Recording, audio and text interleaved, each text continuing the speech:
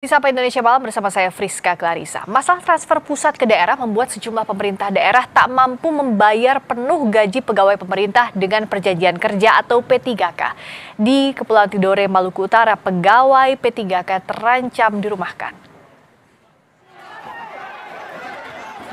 Apel akbar ASN Kota Tidore Kepulauan, Maluku Utara, Senin lalu yang semula tenang menjadi ricuh. Penyebabnya, para pegawai pemerintah dengan perjanjian kerja atau P3K kecewa setelah mendengar wacana bahwa pegawai P3K akan dirumahkan.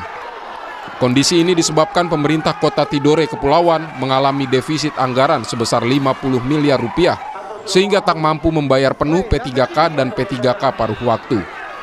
Sempat terjadi aksi pembakaran dan saling dorong saat berusaha merangsek masuk ke kantor Wali Kota Tidore.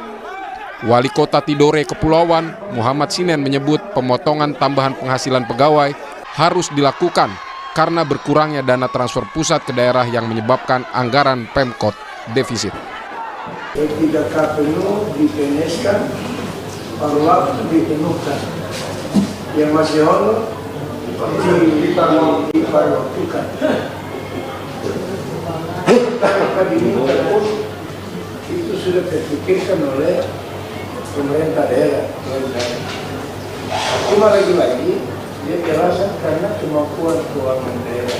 Masalah demo, masalah pendapatan rendah, kasih kurang ini karena keterlambatan dari pemerintah pusat. Masalah tadi bagi hasil kurang bayar dari pihak pusat yang tidak dibayar ini hanya menjadi kendala pemerintah daerah. Keluhan soal ketidakmampuan membayar pegawai P3K juga sempat disampaikan Gubernur Maluku Utara, Sherly Chowanda. Bahkan dia bilang Pemprov Maluku Utara tak mampu membayar pegawai P3K hingga akhir 2026. Sherly bilang belanja pegawai Pemprov lebih besar dari dana alokasi umum yang ditransfer pemerintah pusat. Karena kami sekarang tidak punya cash flow untuk membayar gaji P3K sampai dengan akhir tahun. Sehingga apakah masalah kami daerah selesai, tetapi permasalahan kita di daerah ketika kita harus melakukan inovasi, banyak tools, banyak otoritas dari kami itu yang sudah diambil oleh pusat. Sehingga kami pun tidak memiliki ruang untuk bisa berinovasi. Di Maluku Utara, DAU kita itu cuma 960 sekian miliar. Sedangkan belanja pegawai kita tuh 1,1 triliun. Artinya belanja pegawai kita tuh sudah melebihi DAU. Menteri Dalam Negeri Tito Karnavian menyampaikan pemerintah daerah perlu cermat melakukan efisiensi. Namun dia mengakui ada sebanyak 39 daerah yang memang perlu dibantu untuk membayar pegawai.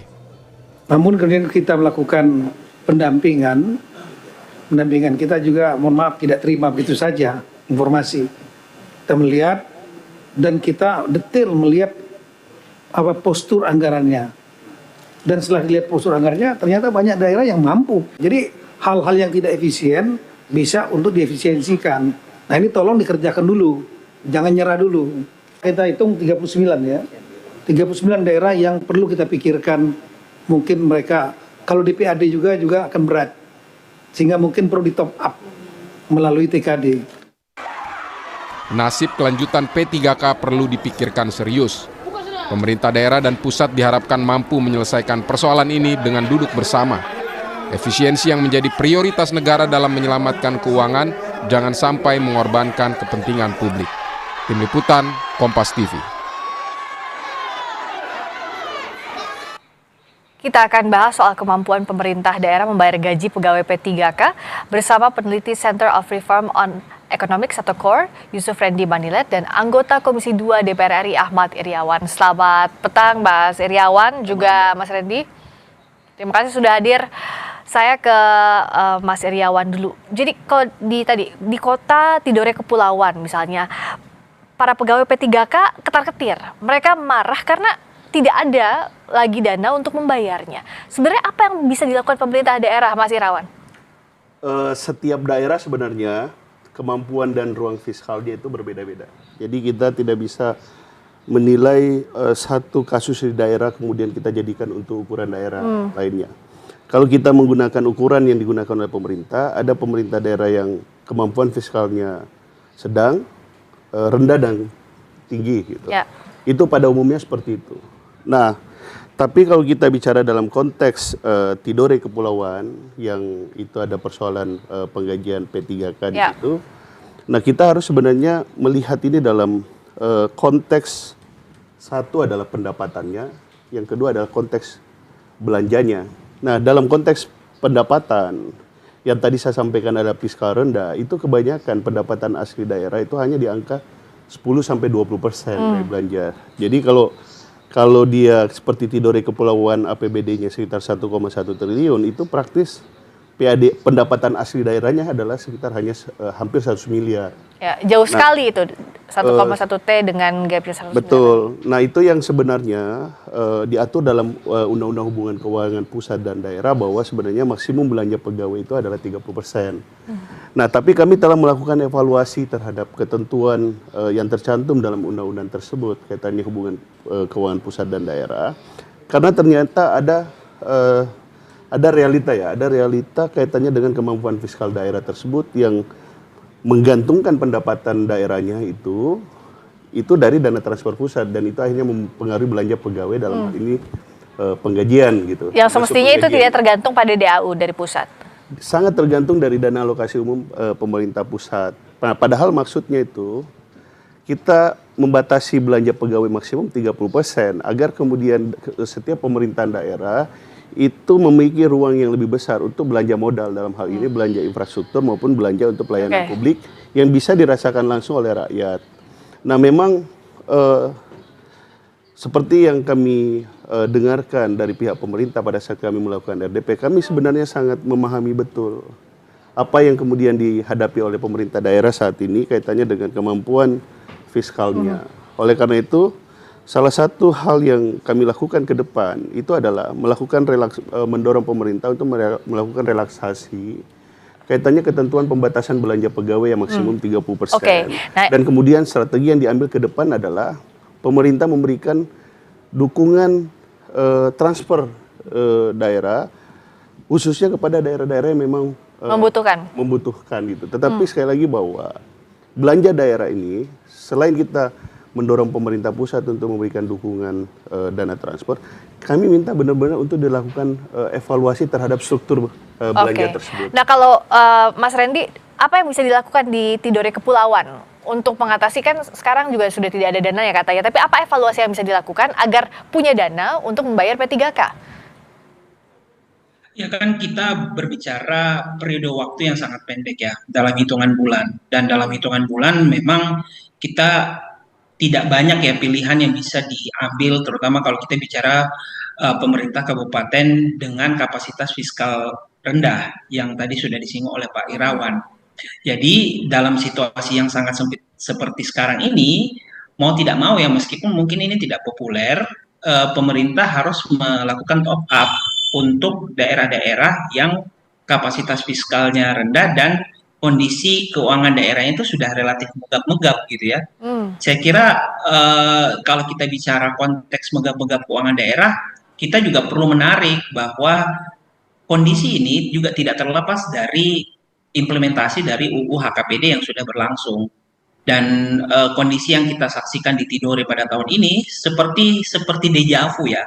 Karena di tahun lalu ketika pemerintah kabupaten dengan kapasitas fiskal yang relatif rendah di Pati melakukan penyesuaian tarif pajak PBB dan juga NJOP, itu terjadi juga resistensi dari masyarakat ketika itu. Dan sekarang resistensinya itu muncul dari pegawai pemerintahan. P3K ya. Jadi iya P3K. Terlepas dari tadi ya adanya upaya dorongan untuk mendorong kemandirian fiskal di daerah, menurut kami dalam situasi seperti sekarang mau tidak mau ya, kemudian implementasi UU HKPD ini tidak bisa dipukul rata kembali ke semua daerah dalam kondisi yang sudah relatif waspada.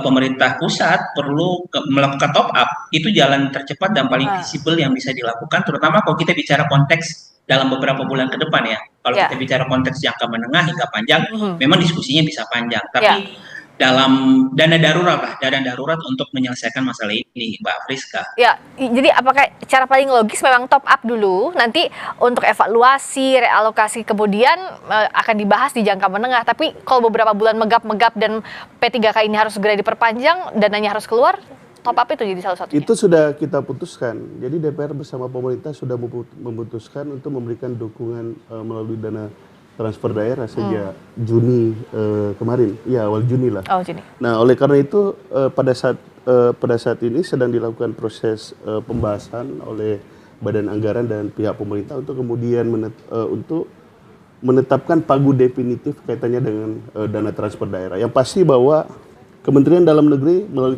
pemerintah melalui Kementerian Dalam Negeri itu telah memberikan data-data kepada kami terkait dengan daerah-daerah yang memang membutuhkan top up segera. Oleh karena itu sebenarnya ya sekali lagi bahwa dukungan dana transfer daerah ini saat ini itu adalah yang bisa dilakukan, tetapi ke depan kita harus melakukan evaluasi strategis ya kaitannya dengan bagaimana ada inovasi daerah, kemudian bagaimana meningkatkan pendapatan asli daerah, terus mengenai rekrutmen aparatur sipil negara kita dan banyak hal lagi. Jadi memang ini hanya bukan permasalahan Kepulauan Tidore atau kemudian ini adalah permasalahan pemerintah pusat yang kemudian mengurangi dana transfer. Enggak, ini masalah kita semua di pemerintahan ini, dan ini bukan masalah yang baru hari ini muncul.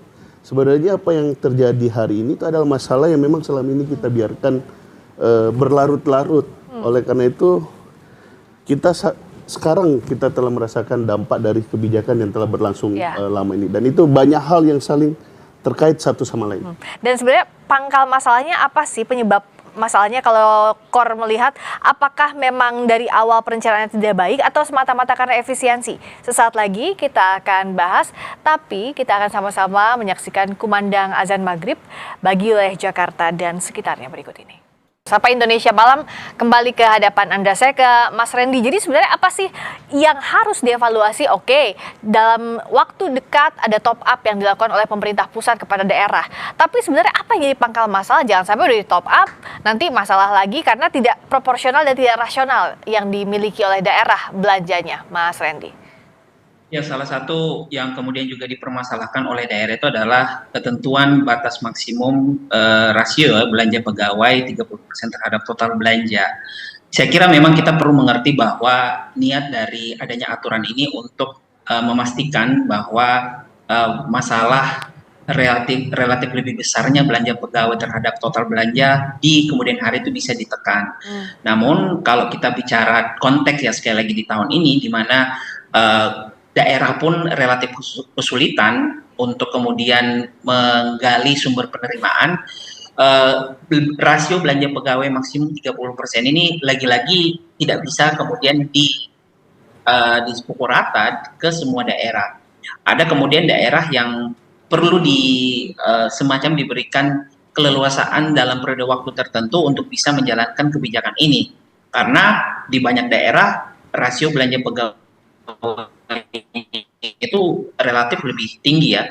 Saya kira memang betul sekali lagi bahwa niatnya untuk mendorong perbaikan, tapi sekali lagi itu memang perlu ada semacam tahapan lah untuk kemudian bisa menjalankan ketentuan tersebut gitu.